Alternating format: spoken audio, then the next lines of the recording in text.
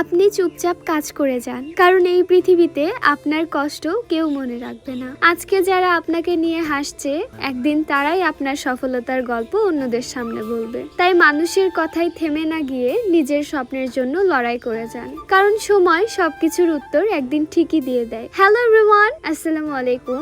I hope you are doing well. সেদিন তো আপনাদের ধান কাটা দেখালাম, আর আজকে ভাবলাম একটু ধান ভাঙার কাজও দেখাই। আসলে এখন আমাদের এখানে খুব দ্রুত সব কাজ শেষ করার চেষ্টা চলছে, কারণ ঈদ চলে আসছে, আর ঈদের আগে এসব কাজ শেষ করতে পারলে একটু শান্তি লাগে। তার উপর এখন আবার যখন তখন বৃষ্টি নেমে যায়। এই বৃষ্টির জন্য সবচেয়ে বেশি টেনশন হয় ধান নিয়ে, কারণ ধান যদি ভিজে যায় বা নষ্ট হয়ে যায় তাহলে এত কষ্টের পর খুব খারাপ লাগে। এই জন্য আর দেরি না করে ধান ভাঙার মেশিন নিয়ে এসে কাজ শুরু করে দিলাম। আর সত্যি বলতে সবাই মিলে কাজ করায় কাজটা অনেক দ্রুত হয়ে গেছে। কেউ বস্তা ধরছিল, কেউ ধান এনে দিচ্ছিল। আমি নিজেও কিন্তু বসেছিলাম না, কখনো ধানের আটি দিচ্ছিলাম, আবার কখনো বস্তায় ধান উঠিয়ে দিচ্ছিলাম। এইভাবে সবাই মিলে কাজ করলে আসলে কাজের ক্লান্তিটাও কম লাগে, বরং মজাই লাগে বেশি। আর একটা জিনিস আমার কাছে অনেক ভালো লেগেছে, আমি এবার নিজের হাতে অনেক কিছু করতে পারছি।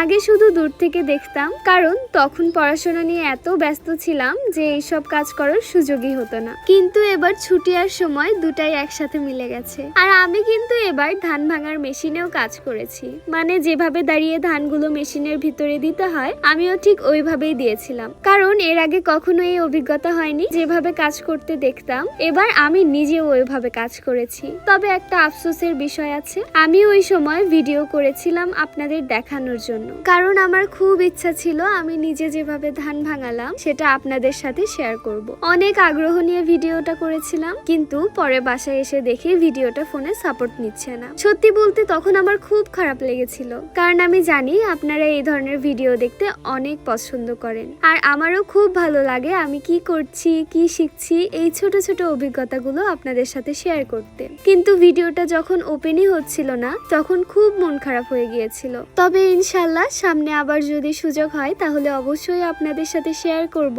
কারণ আমি চাই আমার এই ছোট ছোট গ্রামের জীবনের অভিজ্ঞতাগুলো আপনাদের দেখাতে। আমাদের এলাকায় এখন চারপাশে শুধু ধান কাটা আর ধান ভাঙার কাজ চলছে। আচ্ছা, আপনাদের এলাকায় ধান কাটা শেষ হয়েছে? আর আপনারা কিভাবে ধান ভাঙেন অবশ্যই কমেন্টে জানাবেন। আমি কিন্তু আপনাদের কমেন্ট পড়তে অনেক ভালোবাসি। যাই হোক, আজকের দিনটা ভালো আর খারাপ দুই রকম অনুভূতি নিয়েই কেটেছে। তবে আলহামদুলিল্লাহ ঈদের আগেই একটা বড় কাজ শেষ করতে পেরেছি। সবাই ভালো থাকবেন, সুস্থ থাকবেন। আল্লাহ হাফিজ।